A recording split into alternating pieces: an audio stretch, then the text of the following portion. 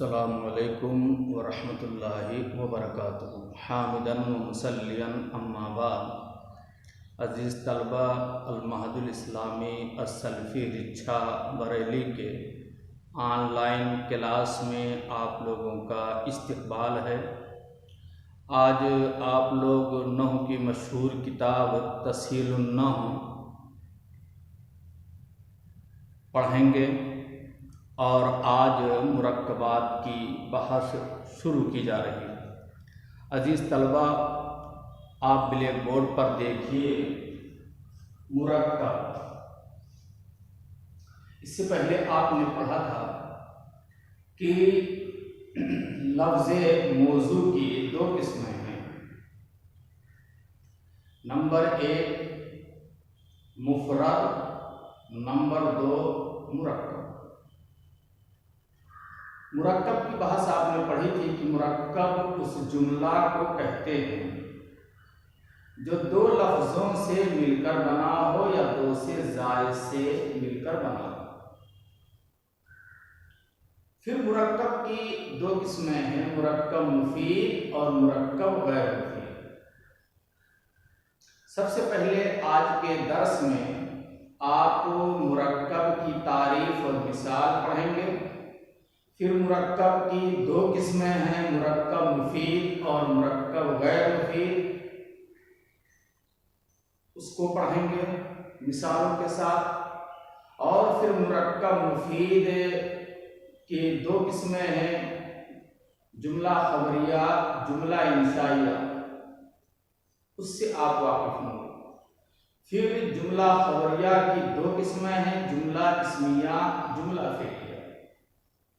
تو آج کے سبق میں آپ مرکب کی تعریف، مرکب کی دو قسمیں ہیں ان کی تعریف مثال، اور مرکب مفید کی دو قسمیں ہیں، جملہ خبریہ، جملہ انشائیہ، دونوں کی تعریف مثال، اور جملہ خبریہ کی پھر دو قسمیں ہیں، جملہ اسمیہ، جملہ فعلیہ، ہر ایک کی تعریف اور مثال آج کے سبق میں آپ پڑھیں گے۔ عزیز طلبہ، آپ بلیک بورڈ کو دیکھیے، لکھا ہے مرکب۔ مرکب اس جملہ اور سنٹینس کو کہتے ہیں جو دو لفظوں سے مل کر بنا ہو۔ یہاں دیکھیے غلام و زیدن، غلام الگ تھا، زید الگ تھا۔ غلام کلمہ تھا، زید بھی کلمہ تھا۔ دو لفظ کو ملا کر کے ہم نے کیا کر دیا؟ ایک کر دیا۔ دو لفظ کو ملا کر کے ہم نے ایک کر دیا اور بنا دیا جملہ۔ جب جملہ بنا دیا تو اب جملہ ہو گیا، یہ مرکب ہو گیا۔ مرکب کس کو کہتے ہیں؟ اس جملہ کو جو دو لفظ سے مل کر بنا ہو، جیسے غلام زید یا اسم اللہ ہے، اللہ کا نام، یا قلم زید، دو لفظ سے مل کر بنا ہو، یا دو سے زائد سے مل کر بنا ہو۔ جیسے آپ دیکھیے ذهب زید الى المدرسہ، زید گیا مدرسہ۔ یہاں دیکھیے دو لفظ سے زائد ہے، یا انا زیدن قائم، دو لفظ سے زائد ہے۔ تو مرکب اس جملہ اور سنٹینس کو کہتے ہیں جو دو لفظوں سے مل کر بنا ہو یا دو سے زائد سے مل کر بنا ہو۔ مرکب کی دو قسمیں ہیں عزیز طلبہ، نمبر 1 مرکب مفید، نمبر 2 مرکب غیر مفید۔ مرکب مفید کس کو کہتے ہیں؟ کہ جب کہنے والا متکلم بات کہہ کر کے خاموش ہو جائے، جب متکلم بات کہنے والا، بات کرنے والا کہہ کر خاموش ہو جائے تو سننے والا جو سامع ہے اس کو کسی واقعہ کی خبر یا کسی چیز کی اطلاع ملی۔ مثال دیتا ہوں، جیسے ہم نے کہا اللہ واحد، اللہ واحد، اللہ مبتدا ہے، واحد خبر ہے۔ واقعہ کی خبر دے رہا ہوں کہ اللہ ایک ہے۔ جب کہنے والا کوئی بات کہہ کر خاموش ہو جائے تو سننے والے کو پوری بات سمجھ میں آ جائے۔ پوری بات जिस जुमले से समझ में आ जाए उस जुमले को मुरक्कब मुफीद कहते हैं। बात समझ में आ रही है? कहने वाला मुतकल्लिम जब कोई बात कहकर खामोश हो जाए तो सुनने वाला जो सामने है उसको पूरी बात समझ में आ जाए कि कहने वाला क्या कह रहा है। वाक़या की खबर दे रहा कि अल्लाह वाहिद, अल्लाह एक है, बात पूरी समझ में आ रही है।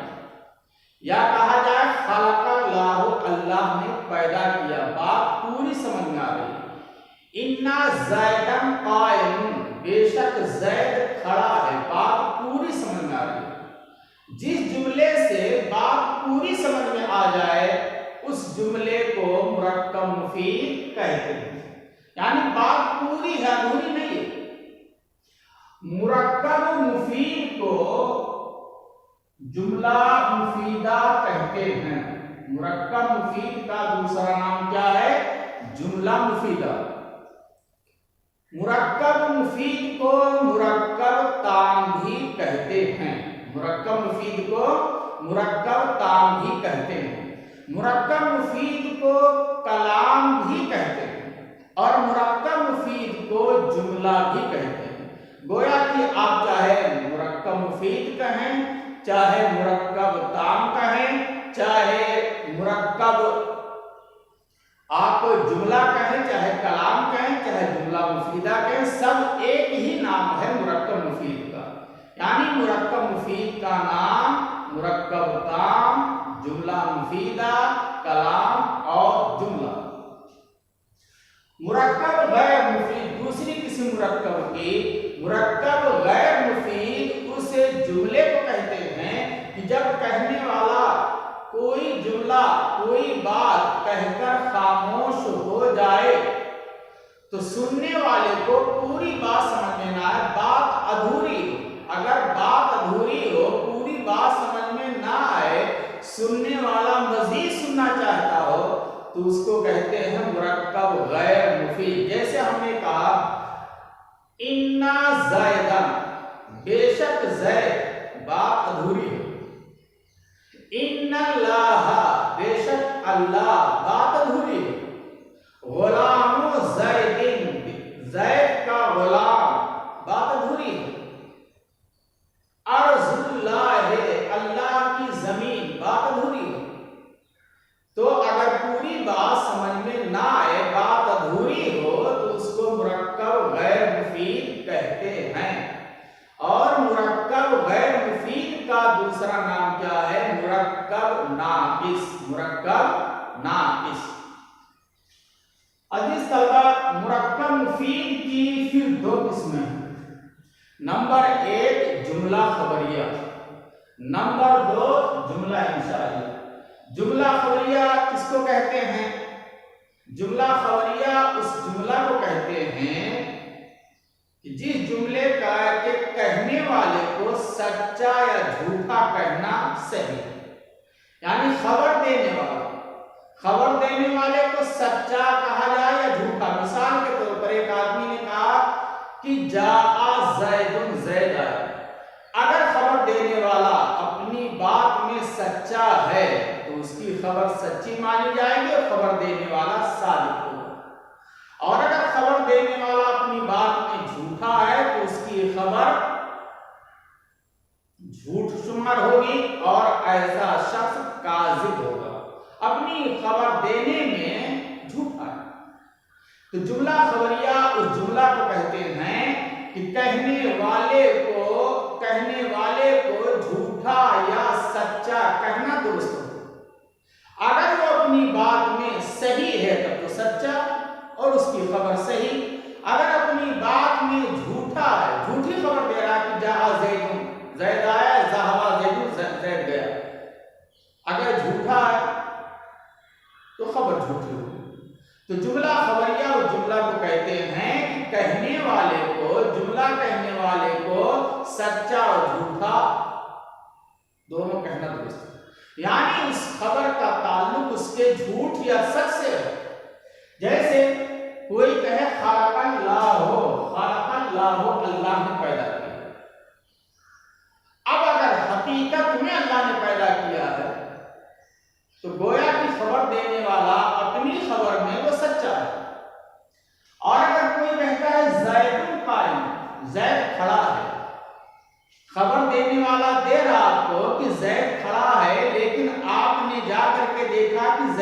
کھڑا نہیں ہے بلکہ بیٹھا ہے۔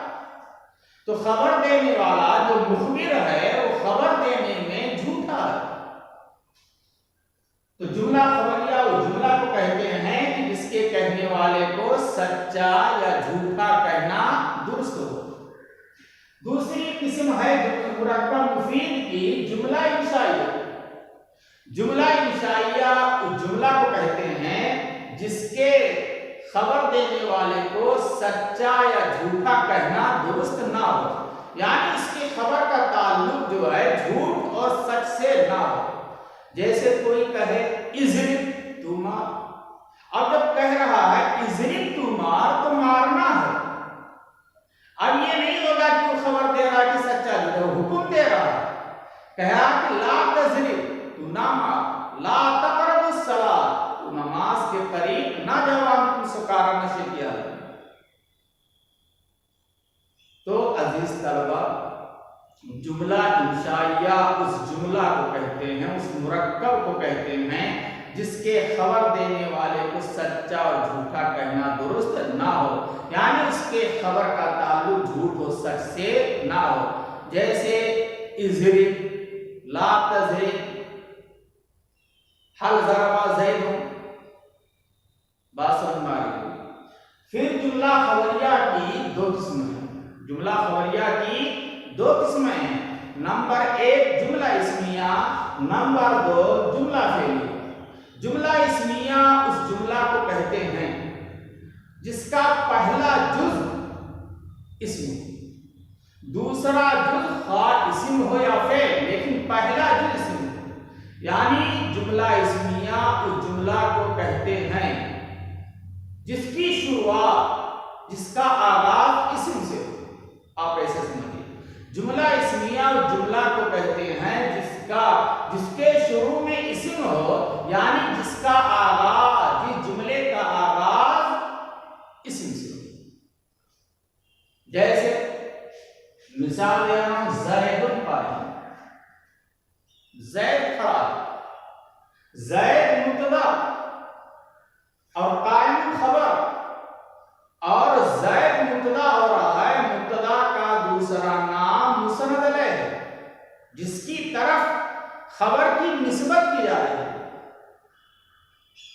اور قائم کیا ہے؟ خبر ہے۔ زید مبتدا ہے، مبتدا کو مسند علیہ کہتے ہیں اور محکوم علیہ بھی کہتے ہیں اور اخبار عنہ بھی کہتے ہیں۔ گویا کہ مبتدا کا چار نام، نمبر ایک مبتدا، نمبر دو محکوم علیہ، نمبر تین اخبار عنہ اور مسند علیہ۔ قائم خبر ہے، خبر کو مسند کہتے ہیں اور خبر کو محکوم بھی کہتے ہیں اور خبر کو اخبار بھی کہتے ہیں۔ خبر کا دوسرا نام مسند، تیسرا نام محکوم بھی، چوتھا نام اخبار بھی۔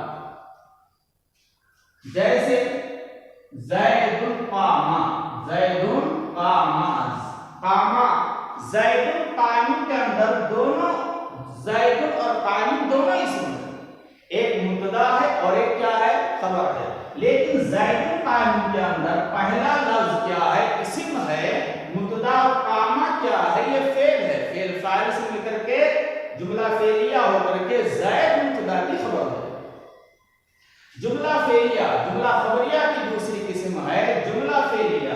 جملہ فعلیہ اس جملہ کو کہتے ہیں جس کا آغاز فعل سے، جملہ فعلیہ اس جملہ کو کہتے ہیں جس کا آغاز فعل سے ہو، یعنی اس کے شروع میں فعل ہو۔ جیسے قام زیدن، قام زیدن، قام فعل ہے، زید فاعل ہے، اور ضربا زیدن، ضربا فعل ہے، زید فاعل ہے۔ عزیز طلبہ، آج کے سبق میں آپ نے پڑھا مرکب کی تعریف اور مثال۔ مرکب کی دو قسمیں ہیں، مرکب مفید، مرکب غیر مفید۔ بات پوری سمجھ میں آ جائے، کہنے والے کی بات سننے والے کے سمجھ میں آ جائے، مرکب مفید۔ مرکب مفید کا دوسرا نام جملہ مفیدہ، مرکب تام اور کلام اور جملہ۔ مرکب غیر مفید اس جملہ کو کہتے ہیں جس سے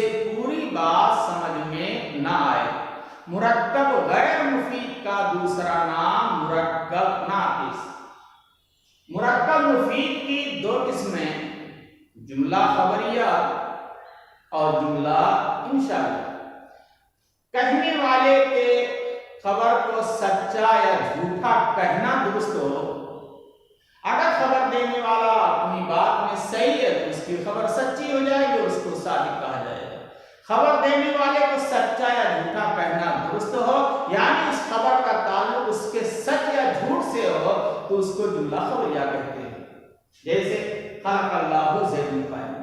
جملہ انشائیہ اور جملہ کو کہتے ہیں کہ خبر دینے والے یا کہنے والے کو سچا یا جھوٹا کہنا درست نہ ہو۔ جیسے کسی نے کہا اشرب تو پی، قم تو کھڑا ہو، اذهب تو جا، اجلس تو بیٹھ۔ جملہ خبریہ کی دو قسمیں ہیں، جملہ اسمیہ، جملہ فعلیہ۔ جملہ اسمیہ اور جملہ کو کہتے ہیں جس کا پہلا جز فعل ہو اور دوسرا جز اسم ہو یا فعل، یعنی جس کا آغاز اسم سے ہو، جیسے زید قائم اور زید قام۔ یہاں دیکھیے دونوں اسم ہے، یہاں پہلا اسم ہے دوسرا فعل۔ اور جملہ فعلیہ اور جملہ کو کہتے ہیں جس کے شروع میں فعل ہو، جس کا آغاز فعل سے کیا جائے، جیسے قام زید ضرب زید۔ زید مسند ہے، یہ زید مبتدا ہے اور مبتدا کو مسند الیہ کہتے ہیں اور مسند الیہ کہتے ہیں، اور مبتدا کو محکوم عنہ بھی کہتے ہیں اور اخبار عنہ بھی کہتے ہیں۔ اور قائم کیا ہے؟ یہ خبر ہے اور خبر کو مسند کہتے ہیں، اخبار بھی کہتے ہیں، محکوم بھی کہتے ہیں۔ عزیز طلبہ، ایک بات اور ذہن میں رہے کہ خبر یہ مسند اور مسند الیہ کس کو کہتے ہیں؟ مسند اور مسند الیہ کس کو کہتے ہیں؟ مسند الیہ آپ نے پڑھا کہ کسی چیز کی خبر یا اطلاع دی جائے، طلب معلوم ہو یا یہ کہ کسی چیز کی اطلاع، آپ اس کو ایسے سمجھیے کہ مسند الیہ